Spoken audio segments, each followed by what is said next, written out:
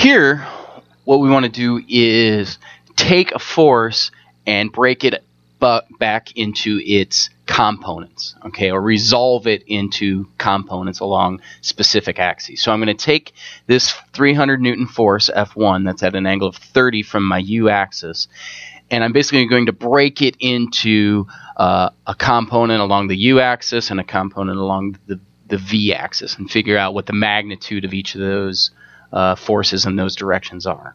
So to do this, I do the reverse of what we did in the other problem, which is I take my force. I still need to draw my parallelogram, but I'm using my resultant effectively this time. So I have to draw that parallelogram. So this line is parallel to the V-axis. This line is parallel to the U-axis. So this time I know my force right here.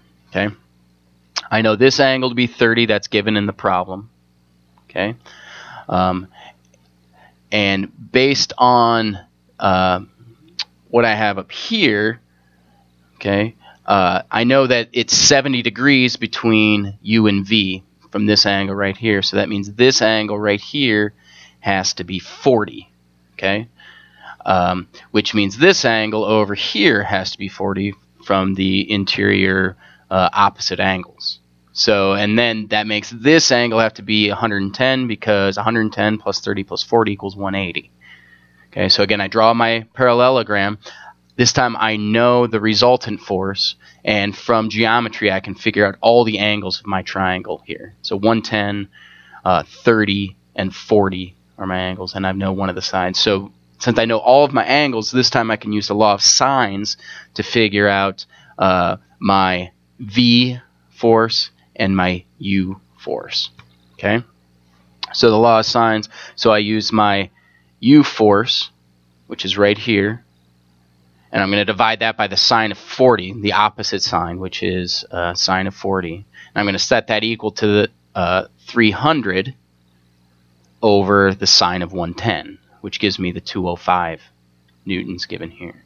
I do the same thing to find the V side, which is this side of my triangle. So I'll use basically the same equation except the sine of 30 here. So I'll use my unknown force at V divided by the opposite sine angle, which will be the sine of 30, and set that equal to, again, 300 divided by the sine of 110. And that gives me 205 and 160 for those vectors. So again, this is just the opposite of adding them.